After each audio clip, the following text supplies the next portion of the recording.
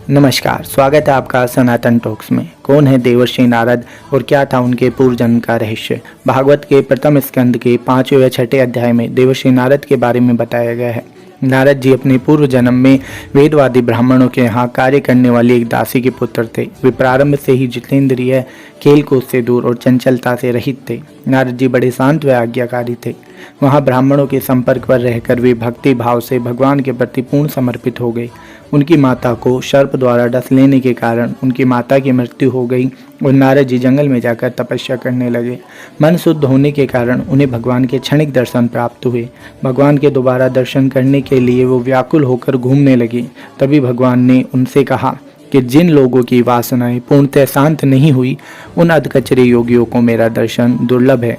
निष्पाप बालक, तुम्हारे हृदय में मुझे प्राप्त करने के लिए जो लालसा थी, उसे जागृत करने के लिए मैंने तुम्हें अपनी एक झलक दिखाई है। इसीलिए जब तक तुम्हारी वासनाएं पूर्णतः शांत ना हो, तब तक भक्ति करो और अंत में इस देह को त्याग दो। भगवान के आदेश अनुसार नारद जी ने तपस्या प्रारंभ की और अंत में अपने शरीर को त्याग दिया।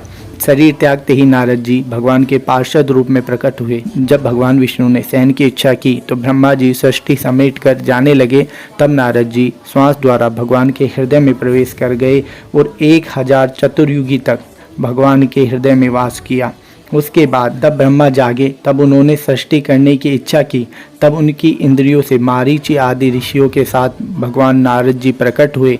तब से भगवान की कृपा से वैकुंठ में और तीनों लोकों के बाहर व भीतर बिना रोक टोक के विचरण करते हैं और भगवान के यश कीर्ति का बखान करते रहते हैं। नारद जी कहते हैं, जिन लोगों का चित्त निरंतर विषय भोग और कामनाओं के लिए आतुर रहता है, उनके लिए भगवान की लीलाओं का कीर्तन इस संसार सागर से पार जाने के लिए जहाज की तरह है।